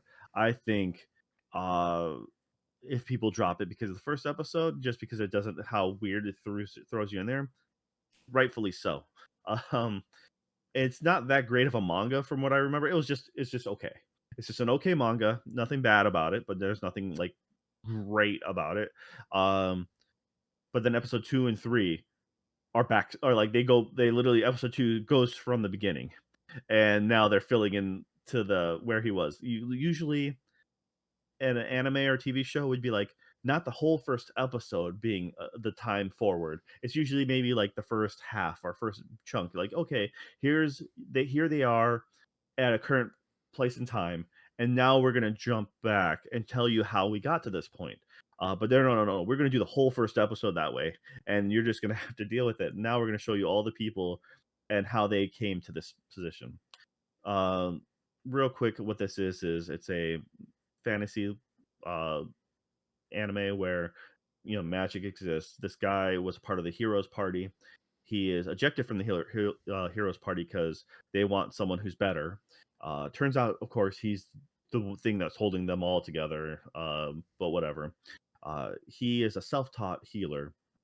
There's a whole like med school essentially guild type of thing where officially licensed healers for hospitals, but since he's self-taught, he doesn't he can't run an official clinic, so he's literally in the slums of a giant kingdom like the capital, and he's doing stuff on the side. He There's like 3 warring race factions: the werewolves, lizard men, and orcs. Mm. They all have like their different. Like I think the lizard men are thieves generally. I forgot the werewolves do something I can't remember, and like the orcs are miners essentially, but they all run the slums, and they all have interspecies hate for each other. Uh, and that's kind of the way the superiors of the kingdom want it because like, well, if the riffraff are taking care of themselves, they can't unite against us, and they're also quelling their own population, so it's a win-win. Mm. um so that's kind of like that's what makes the manga interesting because he's like obviously he's helping them out, and therefore it gets the ire of like the higher ups in the kingdom. Mm. uh yeah, I mean, that's really it. That's the point that makes it interesting. After episode 3, you're only now caught up to roughly about where episode 1 kind of is. It's just like maybe just a little bit before episode still like, maybe episode by episode 4, you'd finally be caught up to where they are in episode 1, I guess. I don't know. It was a bold choice and it was the wrong choice for how they how they dropped that first Mm. episode. They should have just ran it normal timeline. Uh but maybe production issues went awry. I don't know. It was stupid. It's probably just a gimmick. Probably just we can make this more weird and interesting, seemingly interesting if we do it backwards like that, out of order. Yeah. All right then. The real quick. So the series My Happy Marriage, season 2 ended a little while ago, but the final episode English dub came out, and season 2 was solid. I think the series is done. I think Mm. I'm pretty sure it ends. It feels like it should have ended everything, and I genuinely like both season 1 and 2. Yeah, I just that's it. It's just a real quick recap. Feudal Japan era, like around like kind of the whole 19 uh late 1800s, early 1900s. So they have like automobiles, like the Model T kind of thing, and so it's that westernization of Japan. But um, there's secret like monsters, kind of not yokai, but I forget what they call them, grotesqueries or something they call them. But most people can't see them; only people who have like magical abilities. And there's a special magic corps of the army that handles them. Mm. Uh, and the main girl, the main character, she's more or less kind of Cinderella, where she's treated like absolute garbage by her family, her father and his remarried wife and daughter. Turns out her mother had a really good bloodline of superpowered, people, but she had nothing, so she's just shunned. Mm. And then she's married off to a high-ranking member of the military faction that handles, uh, these kind of uh, enemies. And he's rumored to be like a dirtbag or just a terrible person. Uh, Turns out he's not, and they form a bond and they fall for each other, which is a nice story in itself. And then the whole supernatural stuff is just kind of like side, I guess. It's not really up in front and doesn't really take over everything, but also it's not like full romance, so it's kind of like a weird mix. They do a good balance. Season two is more of that. A new enemy arises, our antagonist arises, um, and their relationship develops. That's pretty much the best way I could say that. So, Okay. yeah, worth the watch. I enjoyed my time with it. I, It's in English, I mean, I so thought it there you was go. like a pure like romance, like only romance, but it sounds like there's actually a lot more kind of nuances and stuff to it with the magic and stuff. Yeah, there's combat. There's people, allies get injured, stuff like that. There's a whole, they fill in the backstory kind of nice. Um, I mean, like I said, it was solid. Uh, I would say go ahead and give it a watch if you're interested, and if not, you can dip out. But I most definitely enjoyed my time with it. All right, now coming towards the end of what I'm going to be talking about, we're going a little long. Um, Kowloon Generic Romance. Um, this one, I like this one quite a bit, but I've also really like. I'm a big fan of the art style. Mm. I actually never read the manga. It was always on my list, but it was just I never got around to it. And um, yeah, they do. So Kowloon being the old like lawless area that was just outside of Hong Kong, um, Oh, like the walled and city. the walled city. Yep, yep. It's which no longer there. But I mean, so it's kind of like a alternative timeline and like set in the past, but also just enough things are different. I don't really want to talk too much about it because uh it goes by the end of episode one you'll see, currently there's two episodes, but by the end of, well, right away in episode one you know there's certain things that are very different, and then by the end of episode one, yeah, there's most definitely a hook there, and if it doesn't hook you, then it doesn't have to. But once again, it just everything else aside, it's just they do a good job of romanticizing um Kowloon City and how it is, because I feel like most movies and stuff like that, that's exactly what they do. It was there's a lot of romance in the idea of this city being its own separate entity, its own separate thing. Um, the way these characters are drawn, it feels like old anime. It feels like something out of the '80s. It's like their facial features, their character design, the kind of the softness of their overall lines. Um, yeah, Yeah, the and color then kind of palettes are like weirdly desaturated in some ways, like and simplified. I see what they're going for, and yeah, it's a little bit like I don't know, 80s upresed kind of, but so it's not like one to one, but I get the sentiment, and it's pretty cool, especially it's some an of the homage. covers. It's the best way. I Yeah. think it makes sense that it's an homage, but also very much they talk about the nostalgic feel of the city, which mixed with the art style, it very much feels that nostalgia all over. And so they have a really good directing style. I think the way this anime is done, it's really good, and it's at least promising. Like I said, it could 3 episodes aren't even out yet, right? So but the sound design and the music, um, really add a lot to it. I think it's not like overly, it's not like oppressive, but Hmm. it's just enough to really, it does add a good positive effect. Um, so yeah, I really hope this one gets dubbed. Actually, yeah. But like I said, totally worth checking this one out subbed. I'm This is one of my front runners as well. Uh, and then last I'm going to talk about today is they did they remade the Anna Green Gables um anime. Because yeah, for those who don't know the old book Anna Green Gables, which has been a TV show, I think Netflix made a terrible thing of Anne with an E a little while ago. Okay. Um I think I remember Complete that. I don't remember anything about it, but I remember that Anne with an E kind of thing going on. They made it modern and kind of dog shit. They just Mm. it's but it's very much a modern aesthetic. Um So, anyways, uh, Anna Green Gables was an anime that was done. I want to say in like the 70s. Like they did a long run. It was like 70 episodes or some garb. Like it was crazy. Like how they did that. Um, but they're remaking it now. It's uh My wife is a big fan of the series, and so of course I am going through with this with her. So, I've seen the old anime with her for the most part. I think I might have missed a few episodes here and there, and I've seen at least one movie, if not more. So yeah, this is pretty faithful to the book okay. so far, and the quality is really good. And they also do a really good job of paying homage to an older art style. Like so, it kind of Mm. harkens back to the anime of like the 70s, um, like Dog Flanders and stuff like that. That kind of vibe. So like Heidi, I think Heidi was another one or something like that. That's classic. Uh, there's a lot of those old classic literature that actually got like anime series. So, uh, yeah, if anyone's interested in that book, uh, that's kind of crazy that this is getting an adaptation.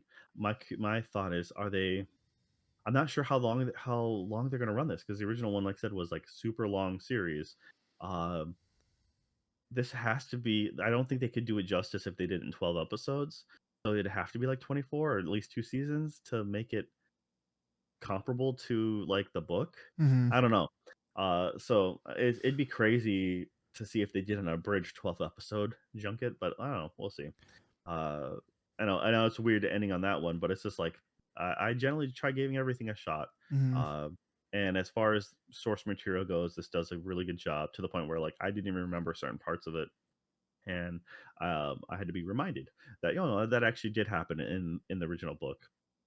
So yeah, all right, That's that cool. is what I've been watching. Uh, all right, now leave it to you to take away with the news. The only other thing that I'll say is that I did watch the first episode of season 2 of The Last of Us. Nothing to say on it yet, but I will be watching some more of that as it goes on. Um, anyway, All right. it seems like it's not bad, you know. So, but I know it's kind of highly polarizing for a lot of people. But yeah, so I Yeah. think there'll be Uh, 10 episodes of that or so. So for a while. I was gonna say, yeah, I couldn't remember if they said that. Because wasn't it already announced that The Last of Us is getting renewed for season three? So I I just assumed it was already out. I don't remember, but I mean, so sometimes they announce that right before the show kicks off. If that just tells them, that's just telling everybody that they're really confident in it. Sometimes it's like a couple episodes after, like Severance, I think was like pretty soon after, maybe halfway through the season is when it got, or maybe late in the season, it got announced that it was getting a third season. Um, I I don't like that. I would rather them wait because I want to at least until the initial run is done. Because when you announce another season, you're telling me from the beginning that like it already it pincers in where the story can go, you know. So it's like, okay, well, they're not going to end it, or they are going to end it, you know, or something like that. I'd rather just them not say, at least until the initial airing is done. But yeah, so I haven't seen that. I will probably try to avoid that information if I can. But yeah, so Okay. Oh, sorry. So yeah, but I mean, like I said, it was everywhere. So I just assumed it was already out it's because I never watched season one. it's fine. It's So fine. I wouldn't. I would. I would prefer them to probably go ahead and end it with season two. Just to because it's. I'd rather have. I kind of want. Here's what I want. I want them to end game two on season two, and then the third game that's never going to come out. I just want them to make that into a visual like to series, just to really twist that knife in with the fans. Just be like, you know, Yeah, I give up on games. Neil Druckmann giving up on games, but like I'm going full cinema, and just it'd be yeah, funny because if he was so many like, people are. because like that he would probably say. I mean, well, maybe not, but because then like he would probably say something like, "Yeah, I'm going to go over to a real art medium in movies and TV, and not I fake art mean, like video games." after the second game came out, he said he had he was on the record for saying like he has a story set up for game 3. And then as the longevity of the game came out and as sales didn't go as well and as more and more people started hating on it, um every time he comes back to the topic, it went like less and less and less and then till like a month or two ago, a couple months ago, he's like, yeah, there's no third game, and it's just Yeah, like, dude, you literally remastered like the previous games, you remastered the first game again, and like you're milking the old property. Granted, it's in coinciding with your series, uh, but way to burn the people who supported you, I, and now I know. So I kind of gave up on. I was not a fan of the second game for a number of reasons. And I have no care to support the show because I just feel like I don't need to see that because I've already played it. mm-hmm. Uh, yeah, so I don't know. I am curious about one scene though. It's not even, it's like in the midway through the story, so I'm kind of curious how that plays out. Hmm. Because that was probably the most effective scene for me in the entire thing, was like that one scene halfway through, um, of the Okay, game, that is. I will So let you know all if right, and when I get there. yeah. Yeah, All right. Yeah, I'll let you do a quick synopsis. Okay, where are you in the story, just so I know personally. But okay, cool. All right. Well, I'm glad that I guess I hope you have a good time with that because you never played the games, so that's all fresh to you. yeah, it's fresh to me at least for that part. I guess we can go into the news now. Take it away. So yeah, so probably biggest thing that came out this past week is Marathon got revealed, got a trailer with I guess it was really just a gameplay trailer that I saw, um, and a release date of September 23rd of this year. So just in about 5 or 6 months or so. And I don't know, like whenever it came out, I saw a lot of people on Twitter talking about mostly negative, mostly like, look at how cool this art style is, and it's wasted on a on a service game or like a multiplayer game or whatever. And I'm inclined to kind of agree with them. I think it's I don't think I would be I don't think I agree enough to go and tweet about it, or say something stupid about it, just because that's like the camp that I'm in. I'm content to let this game come out and see, really how it's going to work. I do think that the art style and stuff, in some ways, it's weird. Sometimes it looks really cool, and sometimes it looks really bland, like 80s. I mean, just I wanted to say like 80s Tron, but it's hard to. It's just like there's like not enough detail in some of the geometry, which is sort of what they're going for. So sometimes it works and sometimes it doesn't. That's just what I'm looking at in the trailer. The shooting and stuff. I mean, this is Bungie, right? So the shooting and stuff that I'm seeing from the trailer looks cool and looks like tight and good. So the bread and butter is probably there. Um, but as you know, I'm kind of a story guy when it comes to games. Um, it it looks like, You're the gameplay is king guy. That's what you are. well, I mean, gameplay is king, but like I'm not, but like that's what's going to keep me playing. That's not what's going to draw me to it. I mean, because like what Modern Warfare, like Call of Duty gameplay is like the best, right? It's like super good, tight shooting and all that stuff. Everything's like picture perfect or whatever. Um, but there's no, the story's not interesting. So like, I'm not gonna jump into it, you know? Um, like there's no, like, I'm not, uh, I'm seeing a skill, like in Marathon, I'm seeing a skin of a cool game. And I don't know why I would, I can imagine why I would stay. I don't know why I would jump in, you know? Like, it just seems like, what is the point? What is all of this for? Because we already have an Overwatch. We already have a, what's the one with three, teams of three, starts with an A. I forget what it's called. Um, like we've already got a lot of these games that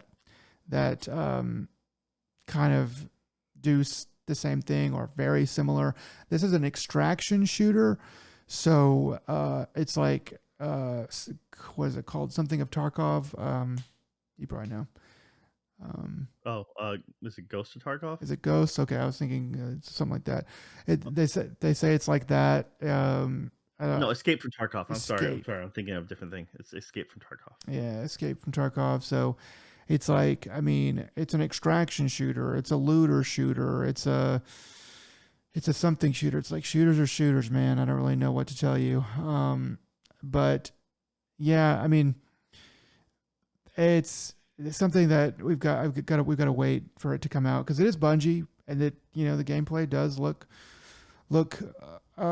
competent and good, in the very base level of it. Um, but what are they bringing to the table? Remains to be seen to me. Yeah, I mean, all we knew before it was those live service game. We didn't really know too much about it beforehand. Or maybe they did mention it was an extraction shooter before, but in my brain, I'm like, well, if you're going to make a Destiny replacement or a competitor to Destiny, I'm like, I was okay with that because Destiny is pretty solid for what it is. I thought I was more interested as a spectator only because I can't get enough people interested in Destiny to want to play together, and let alone try to get people to meet up. I mean, if that was the case, uh, out of my core friend group, we would end up trying to do like a D&D session instead, and we can't do that because we can't align our schedules. You don't That's have a why, spare 6 uh, hours. yeah, right. Well, and that when you watch like when Destiny drops a new expansion or something like that, watching the mad dash for people trying to go through and figure out how to solve these puzzles that are like just crazy. Mm, Um, that's like one of the few ARG times I stuff. pull up multiple streams on a computer screen. I'm like, okay, I gotta watch two different groups of people and see how far they can get. It's hilarious. What is that Um, eh, game? Uh, yeah. what is that game called that's been out forever? It's online and it's a space game with all the corporations and stuff. Um, it's like, it's not. It's like, I can't remember, but it's one of those games where it's You really, talking about Eve? yeah. Was it Eve Online? Yeah, where people use real money to, or like, Yeah, the whole concept, like yeah, and then you do the $1,000,000 battles and stuff like that. the Yeah. stories from Eve Online are really cool, but to try to get into that inscrutable layer of madness and, start from the bottom and learn how everything works in there is like, I'm not, like, I want to play more than one game in my life, so I'm not going to do that. I feel like Destiny is not quite that bad, but but like the stuff that you're talking about is sort of like, yeah, I think I just need to get the TLDR on the YouTube video, in a month whenever it's all said and done. Yeah. I mean, from the screenshots of like the marathon, I just know there's that one face mask, or like I don't, you're assuming they're all machines, right? But it has like the the upper half just darkened out, Hmm. and it's like, and I looked at that, I'm like, that's just Ronan from Guardians of the Galaxy. That's all I can see. Um, Yeah. it's maybe it's my fault for being tainted that way, but like that is the most pop culture like thing I can think of just right out the game. Like that is exactly what you look like in my brain. Because it has the hood up, and it's just like dark up to there, like to the nose. Um, I mean, there's nothing new under the but sun, man. All these characters have all been done 50,000 times in different, slightly different ways, but basically the same thing. It's yeah. If Bungie did a new, just a story based game with this look, hands down, Yes. instant success for Yes. like in my opinion. But it's like, and yes, have yourself the multiplayer aspect to it. But give me a campaign, Well, because that's all I want. But then well, again, you're also talking to the guy who plays Call of Duty campaigns because I like them. They're yeah. my guilty pleasure, and it's my popcorn film, but it's just like I get to be the action, and it's stupid fun, and it's a good time, you know. I feel like that would be like an Onion article where they the title of the article would be the one guy that still plays the Call of Duty campaigns, and they're like interviewing you, and you just say it's just like a nice popcorn, popcorn shooter game, you know. Yeah, I like all these companies, and Bungie doesn't, Bungie remembers the good old days when they were kings of the world and they were the best developer, in all of video games with all the Halo stuff. And those days have gone and they're not a big company. They keep trying to play in the big leagues, and they're just, they're not an Activision. And Activision, bought up by Microsoft. Bungie kind of got bought, and then they kind of like wanted to leave and stuff like that. They're trying to make it. They're trying to make hundreds of millions of dollars instead of tens of millions of dollars. Um, I I feel like if they would just go back to the original bread and butter, where you make a story game with a really good story, and you already know how to make really good shooting, then yeah, you could kind of recapture some of that Halo magic. I think Marathon probably could have been that because it's unique enough and weird looking enough and all that stuff. It's just that they're trying to get on that, like everybody wants to get on that money train where people just come and they run your slot machines, and then you put out a new patch with a couple new skins every week or two, and you literally make Fortnite money. That's what everybody wants. But like, there's only enough there's only enough room in the game space for a certain number of those, and I don't think Bungie can make that. I just don't think that it's just in there. I just don't think they have the genetics, developer wise and story wise, to make that. So yeah. Yeah, I mean, you're talking about like the size of the team and stuff like that, and according to like what I see, like the last year they ended up losing 17% of their workforce, but they still have like 300 plus developers, but still that's a large cut. I mean, everyone's been getting cut, and I think you have a good point. It should be they should be focusing differently on how, like, anyone look at everyone else recently in the market. Any games as a service has been doing very poorly, and a lot of people have just been pulling out last minute. They're like, yeah, we're canceling this, or if it, you know, Mm-hmm. Bungie, Bungie's like they may get away with it to a certain extent because it's still Bungie and they still haven't really fumbled too hard. But it's like it's still a very volatile place, and I'm like, your game has to be exceptionally well when it comes to being a games as a service. Um, the only thing that's really doing good as games of service is games with good looking characters. Like, sex sells. It's not it's not a new concept, but that's one of the reasons that Marvel Rivals keeps on releasing characters. and a lot of people they get hate for it from a certain group, but at the same time, they're still in business and they're still making money because that's what sells. I mean, even their April Fool's Day joke, I think it was Venom twerking. You know, but yeah, it's just like that. I don't know if this is just going to be with something like Escape from Tarkov having a very dedicated fan base, like those people who are in there like hardcore. You can't enter. I feel like that's you can't enter that new as from the outside anymore. It's been too long. Some people might want to have this as an entry point, and Bungie be like, oh, they do the shooting really well. I just don't really know what to think of it. I mean, I'm not going to touch it probably unless if they have a good story. I mean, or unless if a friend really wants me to play with it, and I don't think they will. So I Yeah. don't know. I don't want Bungie to do poorly, I uh, want them to do well too, but I but I mean, like, if you would do games as a service, you got to have army men or something very approachable, like Fortnite, for whatever you want to, like for whatever bad things you want to say about it, because I know I have a lot of things that I just think is it's annoying looking to me. It is oversaturated and very approachable. It's like, okay, this is your League of Legends to Dota. Dota is cool and hardcore and stuff like that, but League of Legends is cartoony and is going to get the little kids in. The Call of Duty is army men. You know, Marathon is weird looking cyberpunky robots. I don't really know where that fits in among the plebes and the normies.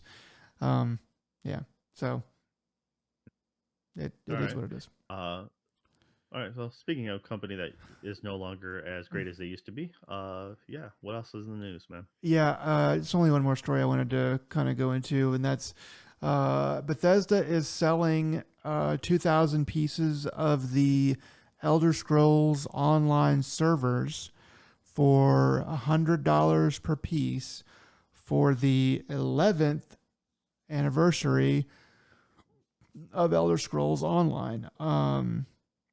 So yeah, make of that what you will. $110 and you can own a piece, like a literal hardware piece.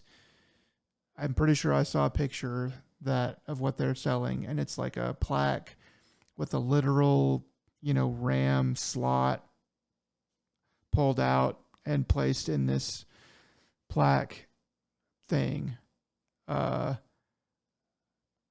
I saw this and I was like, this is one of the most money grubbing things I've seen since the last time Bethesda did stuff with the nylon bags that were supposed to be canvas for Fallout 76. So anyway, I was just like, this is so stupid. Like, really? I mean, are there Elder Scrolls Online isn't even popular. Like they didn't even have really any player base. Like that was always the thing, right? They were like being propped up, and now they're so, like, it's just like, this is just gross. This is just gross. Whatever. Yep. All right. Well, I mean, not a big surprise coming from them. And yeah, I don't know anyone who plays it, but I mean, it's still running, so they have to have enough people to keep the lights on. Well, it's Uh, just, I mean, this seems like they're dismantling it. I mean, if they're selling pieces of the server, I guess they're switching you ju- servers out all the time. It's like, what? I mean, if the server's been up for 11 years, I mean, it's time for an upgrade. Why not instead of just throwing away the old parts, get some shmup to buy it, Hawkem? you know? Gosh. Man, if I'm sure there's some people out there who are like, yeah, man, me and my buddy, both of us had our dogs die at the same time, and we just bonded over this game. We just, played and met all of our friend group, and now we have all these memories and stuff. Cool. If that's you and your friends bonded over Elder Scrolls Online and have been playing it day one for like 11 years or whatever, then yeah, I could see buying $110 worth of broken server. Uh, Otherwise, I just don't know who would. I hate to say it. I hate to say it, but I'm going to. Who asked for this? You know, like who asked for a piece of the server? Then again, I guess that's Bethesda in a nutshell. More Bethesda stuff. Elder Scrolls 4 Oblivion remake is probably about to be released on 4/21 because allegedly somebody went on to the Xbox support chat and asked about something or other, and the bot said that it was going to be released on 4/21. There's been some other scuttlebutt going around for a little while that the remake was about to come out.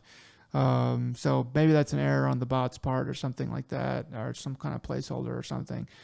Maybe it doesn't mean anything, but it's about to come out. From multiple sources seem to think it's going to come out here soon. So that was just kind of a little funny, weird story that the Xbox support bot would drop the dime like that. All right, and then I guess I got a question for you because it's the last thing on the news thing here. You have the how Sony had announced a price hike for in some countries and announced the PSP price increase. Mm-hmm. Do you have the numbers for that, or do you happen to know off the top of your head what the price increase is? It looked like it was like 25 to $50 in the local currency. I had it pulled up, and then there it is. Okay. Because I did see someone anecdotally say like on Reddit, but like I was gonna renew soon, and the price hike priced me out, and I was just like I completely didn't know that this just happened. So I because I get. had renewed mine like about a couple months ago. Yeah, mine won't renew for a while, so I'm still in that. I think I don't know. I don't think it's affecting the United States right now, but it is affecting like 20 countries, including Canada, Australia, and Mexico. This is coming from Kotaku. Also, side note, Kotaku did really good this week. All of the articles that I pulled were from Kotaku. There's some other stuff on VGC and IGN, but the most interesting stuff was on Kotaku. April 16th, Canada reported getting emails from Sony announcing price increase. Essential 12-month subscription. So going from 95 to 110. The extra is 155, going up to 190, and then the premium was at 190, going to 225. So that extra seems to be the biggest hike in. So that's like $35. Actually, no, the premium is. It's just numbers are weird. So okay, about the same. 35 on the extra and premium. Essential being the Yeah, least rising. I was gonna say. So it's now your chance to go premium or go home. Um, yeah. Yeah, like Uh, $35 a year. This is Canadian. Great. So that's pretty big, you know. That is a lot. Yeah. It's they have to. I don't think it's worth it to a certain extent. I mean, for me, I don't.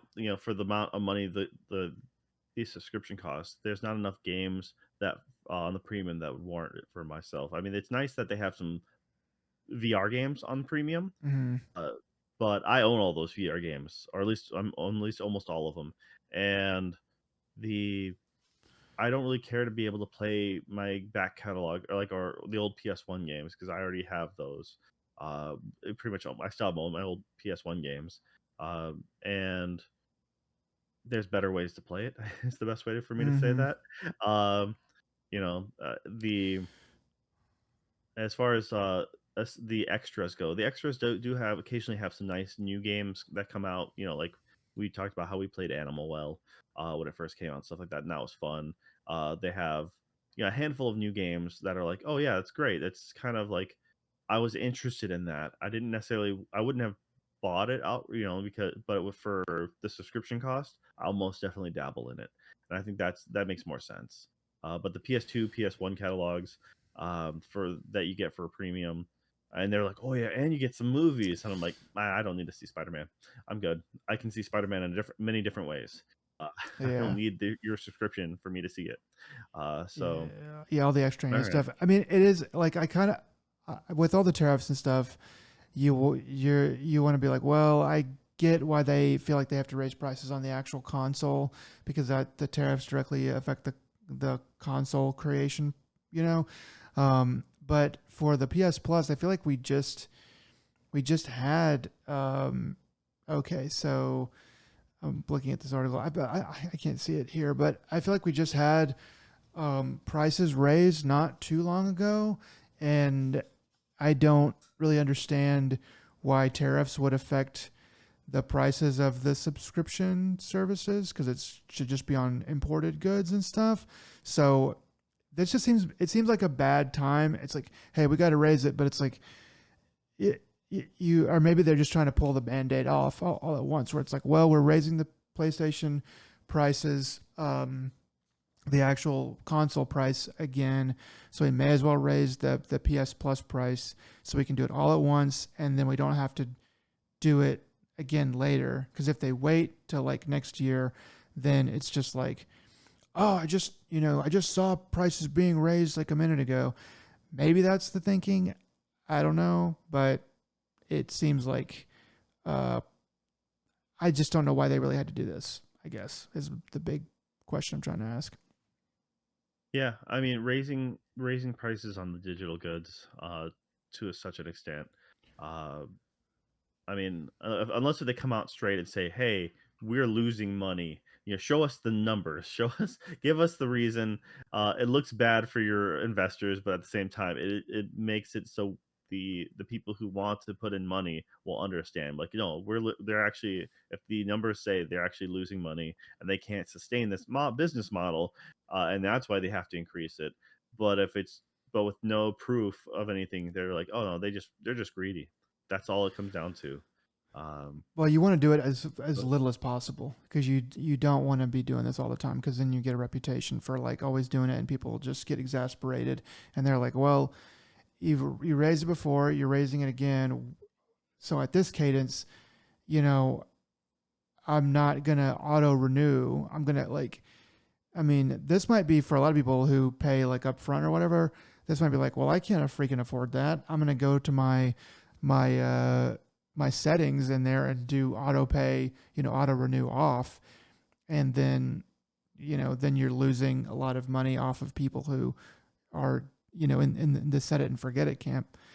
Yeah, I yeah, is what it is. I mean, that's exactly uh, the point. I mean, but then again, with all these uh, subscription-based models, Netflix, and pretty much all these streaming services have almost every other year at this point have increased their prices steadily. Hmm. Uh, it's like, so it kind of it makes a little more sense with with a company as big as Netflix, right? Because they have so much under their catalog and all the things they've been making.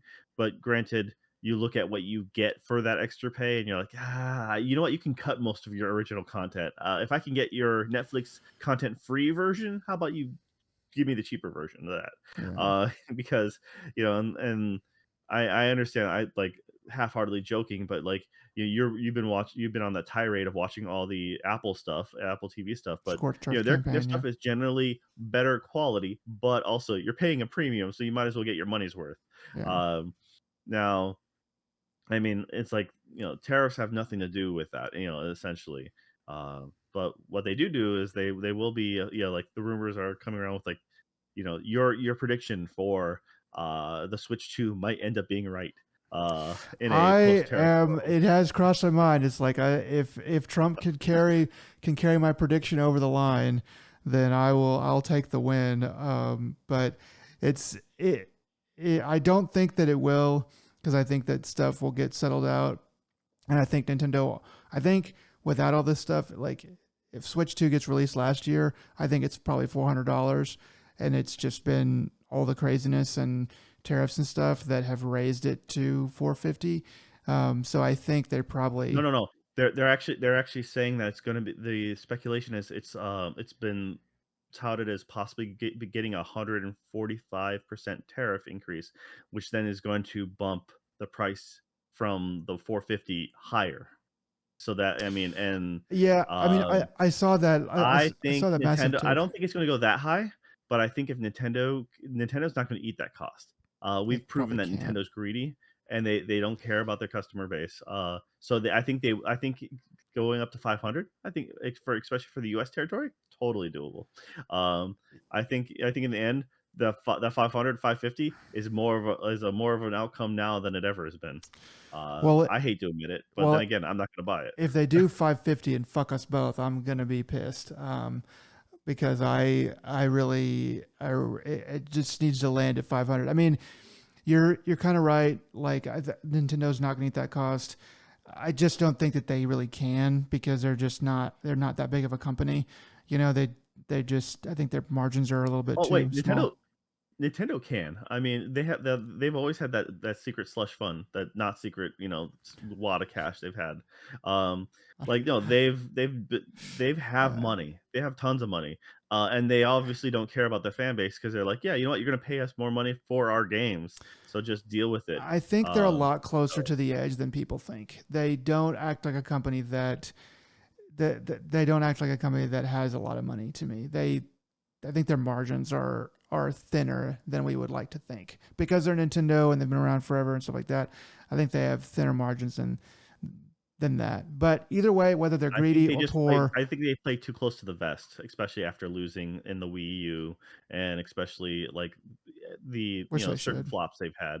Yeah. Yeah, I think they're more cautious, but I honestly think they have plenty of money. They're not hurting. I'm not saying they're swimming. They're not like uh, Microsoft, kind of like that, pinnacle. Like they're not just flaunting it, but I think they have plenty of cash, and they're not hurting at all. Yeah. But it's a frugal company, and they're willing to, it's like But obviously they're willing to do what it takes to yeah, make more money. I just don't know. I mean, I know the tariffs are high right now. The threat of tariff and stuff like that is high. I don't think it's set in stone yet. Um, so it will probably shift around. But yeah, if it sticks at 100 and something percent, then that sounds like it would blow past $500 for the Switch. Um, but then again, there's just reality. People just won't buy, you know. Like I know it's like, well, Nintendo fans will buy anything, no matter how whatever it is. But there is a limit to that. There is a literal actual limit, and I think that anything over $500 is flirting with that limit pretty hard. But we'll see. For sure. I mean, it also breaks over that limit. Having the new Switch plus game, new Switch plus one other set of controllers. I mean, the amount of money, like I think a lot of people are going to hold off on buying this right away, anyways. Mm, I think the early numbers are going to suck. Early adopters will early adopt. That's without a doubt. But I think overall, it's going to be really hard to convince parents to upgrade to the Switch 2 for kids, especially if it's younger kids. Um, I don't know. It's not. It's a different gaming landscape. They're like, I think a parent would be like, play on your phone. It's like yeah, that cost $1,000. Like a couple years ago. So that phone is that's something to play on. yeah, But yeah. it is Anyways, different. fingers crossed things don't end up as bad as they're perceived to be. Mm-hmm. All right. Well, guys, if you made it this far, thank you. It's been a longer one for sure, and with the new seasons of anime and stuff, it's kind of that way. See, we have this has been episode 123, and Nick, what are the words of wisdom you got for the people out there? Um, uh, I wouldn't if I were you, I wouldn't chop up and crush up the little Easter duckies that you see. I wouldn't snort those. All right, That's all. have fun looking the peeps, guys. All right, until next time, y'all take it easy. Bye.